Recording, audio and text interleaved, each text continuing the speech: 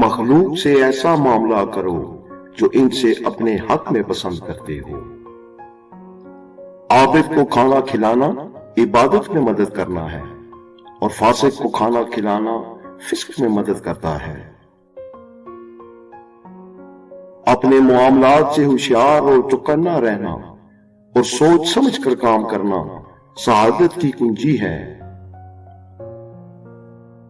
حاسد اس شخص کی طرح ہے جو اپنے دشمن کو مارنے کے لیے پتھر پھینکے، لیکن وہ پتھر دشمن کو لگنے کی بجائے اسی کو مجروح کر دے اور دشمن دیکھ دیکھ کر ہنسے۔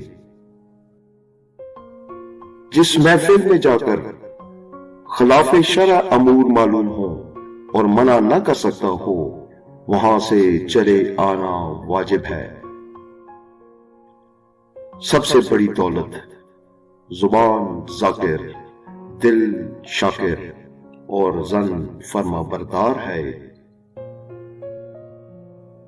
محتاجوں سے مہنگا مال خریدنا احسان میں ہے اور صدقے سے بہتر ہے۔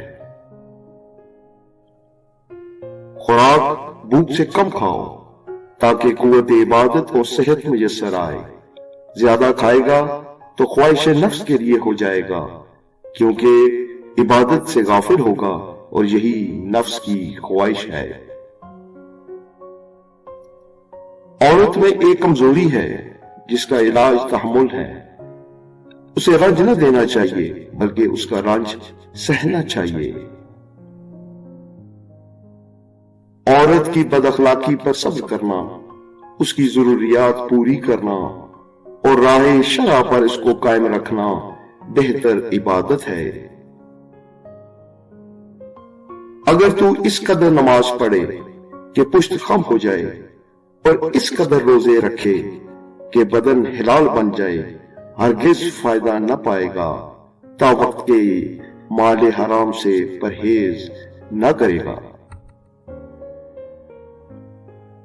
اگر مستجاب الدعوات بننا چاہتے ہو تو لقمہ حلال کے سوا پیٹ میں کچھ نہ ڈالو۔ دعوت بنیاد سنت اور فقیروں کی راحت کے خیال سے کرنی چاہیے، نہ کہ بڑائی اور شہوت کے لیے۔